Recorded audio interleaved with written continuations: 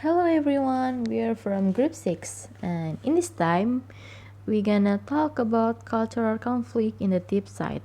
So, this is our group member Phoebe Melody, Syafina Karisma, Sultana Afifah, Katrina Simanjuntak, and Anissa Aulia Rahman. So we will explain the first material of cultural conflict. The first is definition.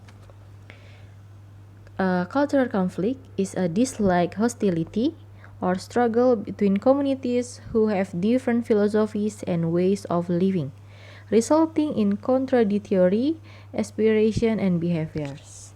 So, in another definition, cultural conflict is a type of conflict that occurs when different cultural values and beliefs clash. It has been used to explain violence and crime. We can see the illustration on your screen right now is the one of example of cultural conflict but in small case. We know that Korean always take a bow to greet someone who older. But from people who don't understand the real meaning of take a bow can be misinterpret the real meaning of take a bow. We can see these two men have a wrong perception. They think that the men who are bowing to them are interested in their shoes, but he just only greet them. So this is misinterpret the real culture. Communication and culture.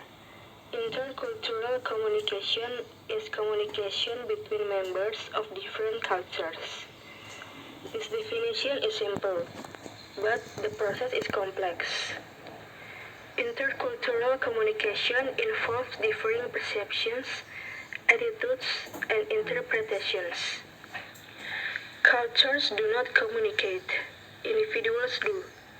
Everyone has a unique style of communication, but cultures determine a general style for their members. Misinterpretation. Problems and misinterpretations do not result every time members from two cultures communicate. However, when cultural conflicts do arise, they may be perceived as personal rather than cultural.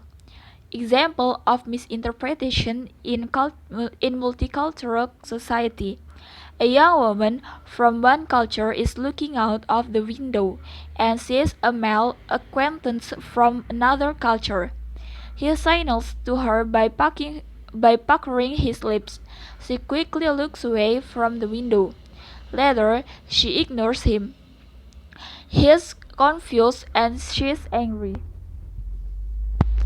The misunderstanding was due to the woman's failure to understand the man's nonverbal signals. In her culture, his gesture conveys a sexual advance. According to his culture, he was only saying, or nonverbally, "Oh, there you are, I've been looking for you." The woman's misinterpretation resulted in her angry reaction and his confusion. This misinterpretation can be easily ignored or may result conflict between these two persons. So the next is ethnocentrism. Ethnocentrism in cross-cultural interaction, speakers sometimes assume what they believe is right and others are wrong. This ethnocentric assumption can result in negative judgment about other cultures. Another manifestation of ethnocentric attitude is that people become critical of individuals from different cultures. So, what is ethnocentrism? Ethnocentrism is used in social science and anthropology to describe the act of judging another culture and believing that the values and standards of one's own culture are superior, especially with regard to language, behavior, customs, and religion. However, ethnocentrism have positive and negative effect. The positive is that ethnocentrism can increase the loyalty and enhance the solidarity of community. And the negative of ethnocentrism can inhibit cultural exchange and cultural assimilation. The effect of ethnocentrism is precipitated by false assumptions about cultural differences. It reinforces wrong assumptions and premature judgment on people of different cultures. For example, Rosamund and Merita are talking about relationship between children and parents. In Rosamund's culture, children live with their parents until marriage because dependence on parents is considered positive. And in Merita's culture, children leave home when they are 18 because independence and self-reliance are considered positive. Both women are insensitive to each other's values concerning family life. Therefore, each has different view of what is right. Stereotype and prejudice. Stereotypes originate and develop from numerous sources such as jokes, textbooks, movies, and television. Stereotypical beliefs prevent us from seeing people as individuals with unique characteristics. Negative stereotypes lead to prejudice such as suspicious intolerance or hatred of other cultural groups. Stereotypes save energy and don't always have to be negative.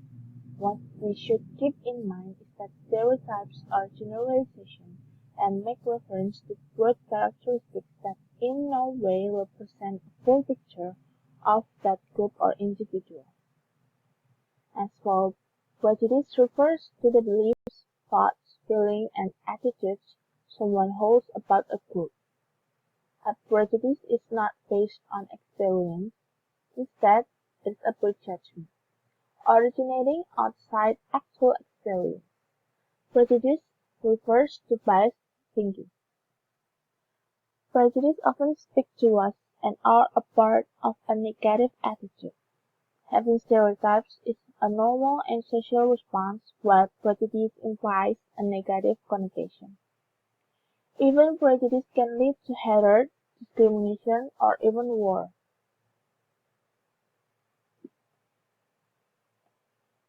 For example, Mr. Bias is a director of a small private company. He is interviewing candidates for the position of assistant manager. He selects a bright and ambitious applicant. Later, he discovers that this applicant is from the country of the Federal of his nation. Since he thinks that all the Federalians are stupid and lazy, he decides to select someone else for the position. For the example of stereotype and prejudice in real life is Russian in American movie and what people think about Japanese. Russian in American movie usually is someone who is rude, selfish, and other bad things, and they tend to be the bad guy in the movie. And sometimes their role is the mafia of the movie.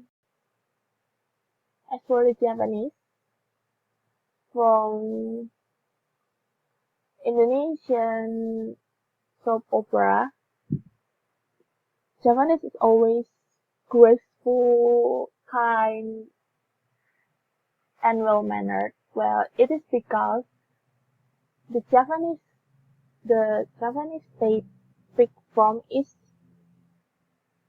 from Yogyakarta, which is a province with Kesultanan, so that's why they are graceful, kind, and well-mannered.